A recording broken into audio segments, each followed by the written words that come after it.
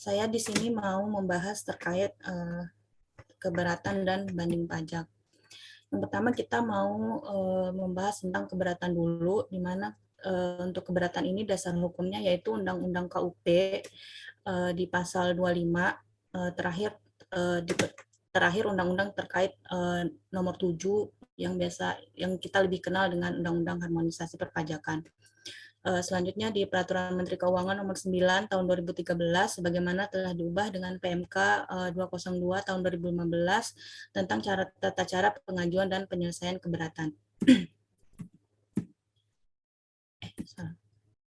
Ruang lingkup dari keberatan ini yaitu di pasal 25 Undang-Undang KUP, wajib pajak dapat mengajukan keberatan hanya kepada DJP atas suatu surat ketetapan pajak kurang bayar, surat ketetapan kurang bayar tambahan, surat ketetapan pajak nihil, surat ketetapan pajak lebih bayar, atau pemotongan atau pemungutan pajak oleh pihak ketiga berdasarkan ketentuan peraturan perundang-undangan perpajakan. Untuk yang poin E ini saya pribadi belum pernah menghandle atau menangani kasus terkait keberatan untuk pemotongan bukti pajak ya. Biasanya lebih sering ke atas SKPKB, SKPLB yang poin A sampai D. Tapi mungkin bagi teman-teman yang pernah menangani case yang di poin E nanti mungkin bisa sharing. Ini kayaknya kalau nggak salah kayak pemotongan, mungkin pemotongan atas bukti potong yang lebih baik, kelebihan atau lebih bayar mungkin bisa diajukan keberatan. Tapi biasanya lebih sering bisa juga menggunakan permohonan pengembalian pajak yang tidak terutang sih yang berdasarkan PMK 187. Saya sendiri sih belum pernah ya kasusnya kalau yang poin E diajukan keberatan. Selanjutnya di pasal 2 ayat 3 dan 4 PMK 202 tahun 2015 pada ayat 3-nya mengatakan wajib pajak hanya dapat mengajukan keberatan terhadap materi atau isi dari surat ketetapan pajak yang meliputi jumlah rugi berdasarkan ketentuan peraturan perundang-undangan perpajakan, jumlah besarnya pajak, atau terhadap materi atau isi dari pemotongan atau pemungutan pajak. Selanjutnya pada ayat 4 mengatakan dalam hal terdapat alasan keberatan selain mengenai materi atau isi dari surat ketetapan pajak atau pemotongan atau pemungutan pajak, alasan tersebut tidak dipertimbangkan dalam penyelesaian keberatan. Jadi dalam pengajuan keberatan kita hanya dapat mengajukan keberatan terhadap isi materi dari SKP-nya. Misalkan SKP-nya terkait PPh badan, ya diajuin surat keberatannya PPh badan. Jangan sampai SKP-nya terkait PPh badan, tapi isi surat keberatannya PPN, kan nggak make sense juga ya. Terus terhadap jumlah ruginya juga sesuai, jangan menurut SKP misalkan, jangan sampai berbeda atau antara yang di SKP sama yang di surat keberatan. Juga jumlah besarnya pajak, materi atau isi pemotongan atau pemungutan pajaknya. Kalau misalkan berbeda atau tidak sesuai, nah itu surat keberatannya tidak dipertimbangkan atau tidak bisa diajukan keberatan. Selanjutnya syarat pengajuan keberatan, yang pertama itu diajukan secara tertulis dalam bahasa Indonesia. Jadi surat keberatannya kita ajukan dalam bahasa Indonesia yang baik dan benar, tidak menggunakan bahasa Inggris, apalagi bahasa daerah ya. Jadi tidak bisa diterima. Terus yang kedua, mengemukakan jumlah pajak yang terutang atau jumlah pajak yang dipotong atau dipungut atau jumlah rugi menurut penghitungan wajib pajak dengan disertai alasan-alasan yang menjadi dasar perhitungan. Jadi di surat keberatannya kita juga mengemukakan jumlah pajak menurut wajib pajak kita terutangnya segini nih di dalam suratnya dan disertai dengan alasan-alasan yang menjadi dasar perhitungan. Jangan hanya sekedar menyebutkan jumlah ruginya segini tapi tidak ada alasan-alasan yang mendasari dasar perhitungan yang ingin kita ajukan keberatan. Selanjutnya, satu keberatan diajukan hanya untuk satu surat ketetapan pajak, untuk satu pemotongan pajak, atau untuk satu pemungutan pajak. Jadi satu surat keberatan untuk satu SKP. Tidak bisa satu surat keberatan untuk dua SKP. Jadi satu-satu. Kalau SKP-nya ada 10, ya berarti ada 10 surat keberatan pajaknya. Selanjutnya, wajib pajak telah melunasi pajak yang masih harus dibayar paling sedikit sejumlah yang telah disetujui wajib pajak dalam pembahasan akhir hasil pemeriksaan atau pembahasan akhir hasil verifikasi sebelum surat keberatan disampaikan. Misalkan pada saat pembahasan akhir pemeriksaan kita menyetujui sebagian misalkan dari jumlah SKPKB yang harus dibayar. Nah, kita harus bayar dulu jumlah pajaknya, baru kita mengajukan keberatan. Tapi misalkan dalam pembahasan akhir tidak ada yang kita setujui, ya tidak ada yang harus dibayar. Selanjutnya diajukan dalam jangka waktu 3 bulan sejak tanggal surat ketetapan pajak dikirimkan atau pemotongan atau pemungutan pajak oleh pihak ketiga, kecuali wajib pajak dapat menunjukkan bahwa jangka waktu tersebut tidak dapat dipenuhi karena keadaan di luar kekuasaan wajib pajak. Maksud keadaan di luar kekuasaan wajib pajak ini misalnya kayak bencana alam, kebakaran, kerusuhan. Nah, itu kan keadaan-keadaan yang tidak bisa dideteksi atau apa ya istilahnya, tidak di luar kuasa lah misalkan. Nah, itu mungkin bisa jadi jangka waktunya bisa lebih dari 3 bulan. Nah, sebaiknya kalau menurut saya pribadi, jangka waktu 3 bulan itu sebaiknya sejak tanggal SKP. Misalnya bisa jadi kan tanggal SKP-nya tanggal 1 misalkan, terus baru dikirim oleh kantor pajak tanggal 3 dan baru diterima oleh wajib pajaknya tanggal 5. Nah, sebaiknya kita mengajukan keberatan itu sejak tanggal SK berpedoman kepada, sebenarnya kan kalau di sini dibilang sejak ketetapan pajak dikirim. Nah, bisa jadi 3 bulan sejak tanggal 3 April. Tapi untuk amannya lebih baik sejak tanggal SKP-nya aja. Tuh kalau untuk supaya tidak terjadi hal-hal yang tidak diinginkan nanti di kemudian hari. Selanjutnya, surat keberatan ditandatangani oleh wajib pajak. Jika ditandatangani oleh bukan wajib pajak, surat keberatan harus dilampiri dengan surat kuasa khusus sebagaimana dimaksud dalam pasal 32 ayat 3 Undang-Undang KUP. Selanjutnya, wajib pajak tidak mengajukan permohonan sebagaimana dimaksud dalam pasal 36 Undang-Undang KUP. Nah, dimaksud di sini dalam pasal 36 Undang-Undang KUP ini adalah kita tidak mengajukan surat permohonan pembatalan SKP. Jadi kalau kita mengajukan surat permohonan pembatalan SKP, maka kita tidak bisa mengajukan keberatan. Jadi sepertinya harus dipilih salah satu, ingin mengajukan pembatalan SKP atau ingin mengajukan keberatan.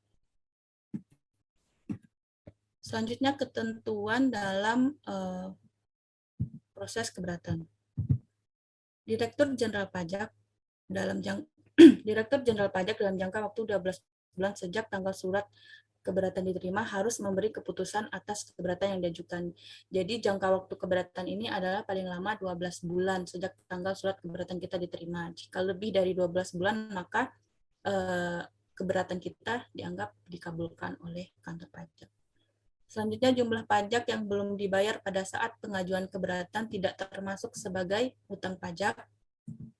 Tidak termasuk sebagai utang pajak. Jadi di sini maksudnya pajak yang belum dibayar itu belum dianggap sebagai utang pajak karena kita kan mau mengajukan keberatan. Selanjutnya, apabila wajib pajak mengajukan keberatan, maka jumlah pajak yang belum dibayar pada saat mengajukan keberatan tertangguh sampai dengan 1 bulan sejak tanggal penerbitan surat keputusan keberatan. Selanjutnya, apabila keberatan ditolak atau dikabulkan sebagian, maka dikenakan tarif penalti sebesar 30% dari jumlah pajak berdasarkan keputusan keberatan dikurangi jumlah pajak yang telah dibayar sebelum mengajukan keberatan. Tidak dikenakan apabila wajib pajak mengajukan banding. Nah, penalti sebesar 30% ini sudah mengikuti undang-undang terbaru ya. Sebelumnya, sebelum undang-undang harmonisasi itu penaltinya adalah sebesar 50% kalau misalkan keberatannya ditolak. Tapi kalau misalkan kita mengajukan banding, itu tidak dikenakan. Selanjutnya, dalam proses keberatan, wajib pajak harus memenuhi peminjaman dokumen yang diminta oleh Direktur Jenderal Pajak sebagaimana dalam pasal 13 PMK nomor 9 tahun 2013. Nah, peminjaman dokumen ini sangat penting sekali ya. Jadi selama proses keberatan, sebaiknya bisa jika kantor pajak meminta dokumen-dokumen itu sebaiknya kita penuhi karena kalau tidak itu bisa menjadi akan mempersulit proses keberatan kita sendiri. Ya, ataupun misalkan dokumennya tidak ada ya diberi penjelasan, atau misalkan masih di pihak ketiga kita beri surat penjelasan atau keterangan bahwa memang dokumen ini masih ada di pihak ketiga. Nah, contohnya nih, ada contoh soal untuk pengenaan sanksinya. Siapa yang bisa jawab? Nanti saya traktir gorengan. KPP Kebayoran menerbitkan SKPKB atas jenis pajak PPh Badan tahun 2001 kepada PT ABC dengan jumlah ketetapan sebesar 200 juta. Atas ketetapan tersebut, jumlah pajak yang disetujui oleh PT ABC pada saat pembahasan akhir pemeriksaan hanya sebesar 50 juta. Apabila PT ABC mengajukan keberatan atas SKPKB tersebut, berapa jumlah minimal pajak yang harus dibayar oleh PT ABC, dan apabila keberatan ditolak seluruhnya dan tidak diajukan banding, berapa jumlah pajak dan sanksi yang masih harus dibayar oleh PT ABC. Ayo, ada yang bisa jawab nggak? Dea bisa jawab nggak? Soalnya Dea yang kelihatan di sini namanya. Sorry. Dea yang bisa jawab.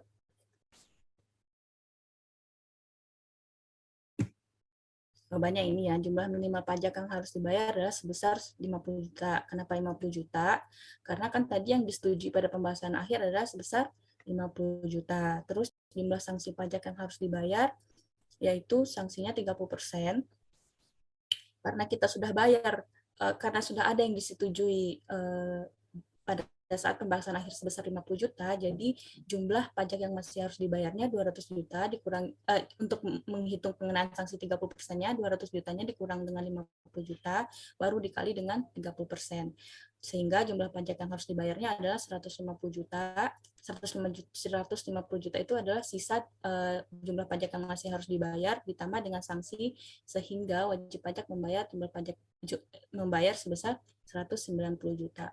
Kalau ada yang mau ditanya langsung aja juga nggak apa-apa ya kalau ada yang ragu. Oke, di sini ada yang mau nanya? Oke, saya lanjut ya.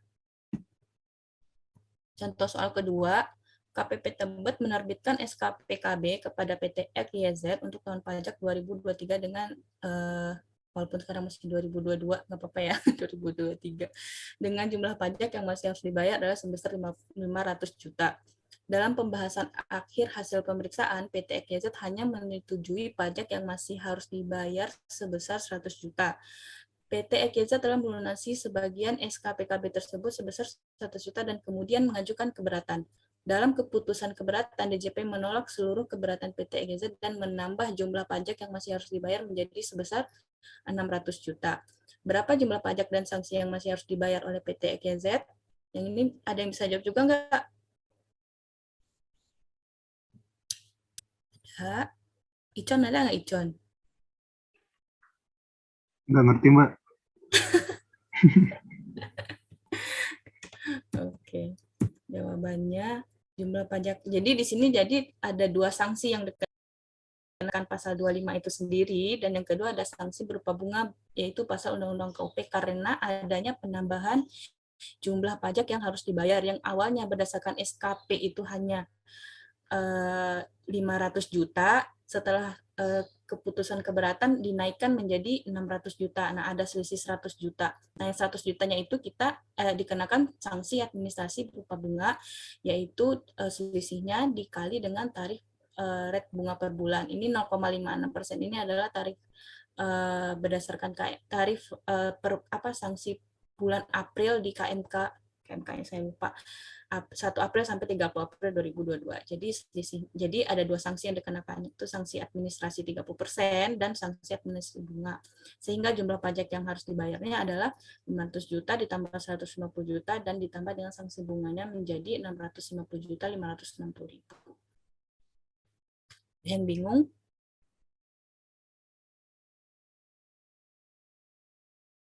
Nggak ada ya? Sudah ngerti ini berarti. Oke, saya lanjut.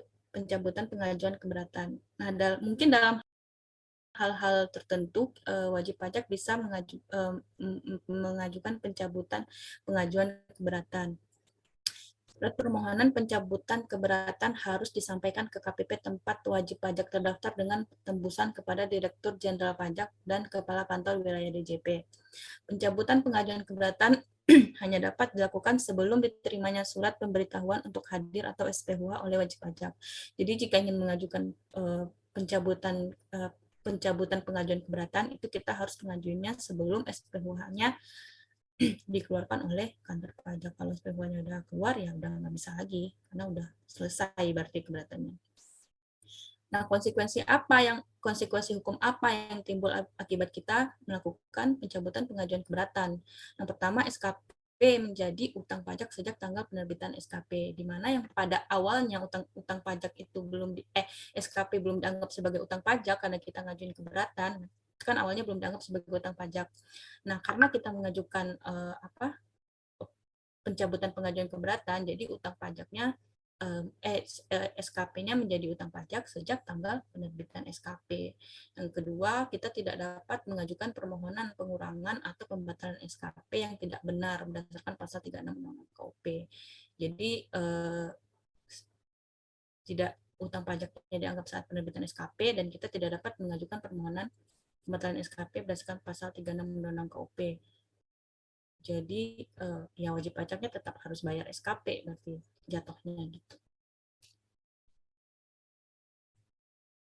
Untuk yang keberatan, saya udah sama materinya sampai sini. Ada yang mau ditanya terkait keberatan, teman-teman?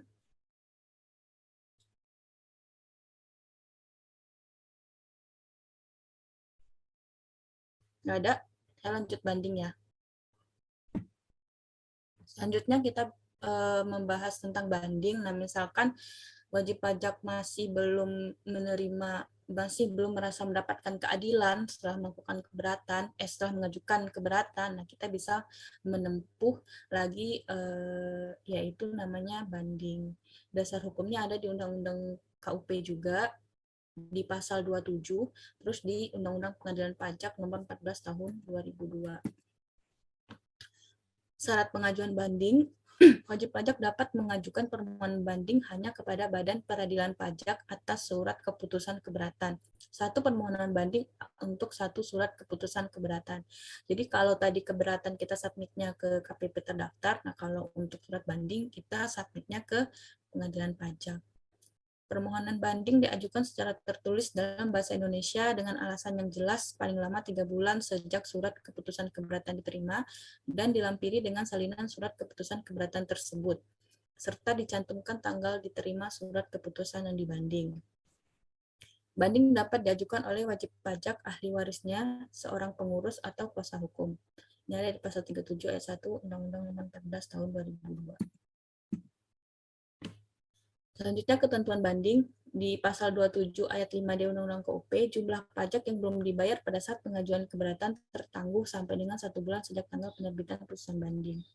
Jadi pada saat keberatan, misalkan ada jumlah pajak yang masih harus dibayar, kan misalkan wajib pajaknya belum bayar, kita mengajukan banding, nah itu tertangguh sampai 1 bulan sejak tanggal penerbitan putusan bandingnya. Yang kedua, apabila permohonan banding ditolak atau diterima sebagian, wajib pajak dikenai sanksi administrasi 60% dari jumlah pajak berdasarkan putusan banding dikurangi dengan pembayaran pajak yang telah dibayar sebelum pengajuan keberatan. Dulu sebelum undang-undang harmonisasi itu sanksinya adalah 100% ya dari jumlah pajak berdasarkan putusan banding. Sekarang karena di undang-undang HPP terbaru itu sanksinya 60%. Putusan pengadilan atas banding berdasarkan pasal 80 ayat 1 Undang-Undang Nomor 14 tahun 2002 itu ada menolak, mengabulkan sebagian atau seluruhnya, menambah pajak yang harus dibayar, tidak dapat diterima, membetulkan kesalahan tulis dan atau kesalahan hitung dan atau membatalkan. Dalam hal putusan banding berupa tidak dapat diterima, pajak yang masih harus dibayar berdasarkan surat keputusan keberatan menjadi utang pajak sejak tanggal penerbitan surat keputusan keberatan. Pasal 32 ayat 2 PP 74 tahun 2011. Nah, ini contohnya, contoh pengenaan sanksi kalau kita mengajukan banding. Untuk tahun pajak 2023, surat ketetapan pajak kurang bayar atau SKPKB dengan jumlah pajak yang masih harus dibayar sebesar 1 miliar diterbitkan terhadap PTA. Dalam pembahasan akhir hasil pemeriksaan, wajib pajak hanya menyetujui pajak yang masih harus dibayar sebesar 200 juta. Wajib pajak telah melunasi sebagian SKPKB tersebut sebesar 200 juta dan kemudian mengajukan keberatan atas koreksi lainnya. Direktur Jenderal Pajak mengabulkan sebagian keberatan wajib pajak dengan jumlah pajak yang masih harus dibayar menjadi sebesar 750 juta rupiah. Selanjutnya, wajib pajak mengajukan permohonan banding dan oleh pengadilan pajak diputuskan sebesarnya pajak yang masih dibayar menjadi 450 juta. Jadi jumlah pajak harusnya berkurang ya, yang pada saat putusan keberatan itu 750, setelah mengajukan banding itu nilainya berkurang jadi 450 juta. Nah, dalam hal ini baik sanksi administrasi berupa bunga sebagaimana diatur dalam pasal 9 maupun sanksi administrasi berupa denda sebagaimana diatur pasal 20 itu tidak dikenakan. Namun wajib pajak dikenai sanksi administrasi berupa denda sesuai dengan ayat ini itu sebesar 60%. Jadi 450 juta dikurang 200 juta, nah jadinya dia kena denda 150 juta. Udah, ada yang mau ditanya? Oh, mungkin saya ada yang kelupaan nih, menjelaskan sedikit setelah kita mengajukan surat banding itu dalam jangka waktu 14 hari pengadilan pajak akan mengirimkan tanda terima surat banding kepada wajib pajak, biasanya melalui pos atau kurir. Nah, di situ tertera nanti nomor sengketa yang menjadi acuan kita nanti, misalkan untuk mencari jadwal sidang atau apa di nomor sengketa tersebut. Nanti surat banding kita, nanti pengadilan pajak juga akan mengirimkan surat uraian banding ke terbanding. Terbanding biasanya di sini adalah DJP. Nah, DJP dalam jangka waktu 3 bulan nanti akan menyampaikan surat uraian banding tersebut kepada pengadilan pajak. Nah, akan ditembuskan kepada pemohon banding atau wajib pajaknya. Nah, wajib pajak nanti setelah menerima surat uraian banding dari pengadilan pajak, kita harus membuat surat bantahan atas surat uraian banding tersebut dalam jangka waktu 30 hari. Biasanya sejak sidangnya akan dimulai itu maksimal 6 bulan setelah surat banding kita diterima secara lengkap. Tapi biasanya sih bisa jadi 3 bulan atau 4 bulan setelah kita mengajukan banding itu biasanya proses persidangan sudah dimulai.